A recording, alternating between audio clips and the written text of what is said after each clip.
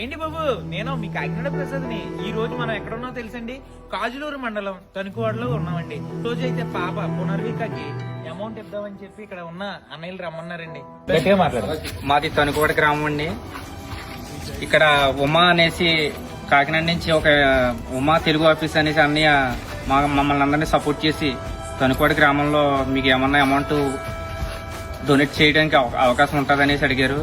ఒక్కసారి రండి అన్నయ్య, మీరు కొంచెం మాకు గైడెన్స్ ఇస్తే ఎలా చేయాలో ఏం చేద్దాము అనేసి మాకు చెప్పండి, మేము చేసి చూపిస్తాం అనేసి రమ్మన్నాము. ఆ రోజు వచ్చి శుక్రవారం సండే ఒక 1 అవర్ తిరిగామంతే. 1 అవర్లోని కూడా మాకు ఒక 10,000 అమౌంట్ వచ్చింది. మాకు మెసేజ్ వచ్చింది, ఇంకా ఎవరు కూడా అమౌంట్ వదిలి చేయొద్దని చెప్పారు. దాని కారణంగా ఆపేసాం.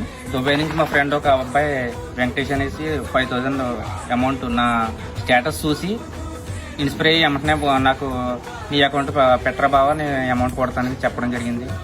ఆ విధంగానే అమౌంట్ 5,000 నాకు నా అకౌంట్లో వేసాడు. తణుకువాడ గ్రామం నుంచి మీరు మొత్తం అమౌంట్ ఎంత ఇస్తున్నారు? మా తణుకువాడ గ్రామం నుంచి 12,200 12,200 రూపాయలు ఇచ్చారండి మనకి. పర్విక వాళ్ళ తండ్రి గారు కాకినాడ ప్రసాద్ అనేసి ఒక ఆయన వస్తారు, ఆయనకి ఇమ్మనేసి మాకు వాయిస్ రికార్డ్ పెట్టడం జరిగింది.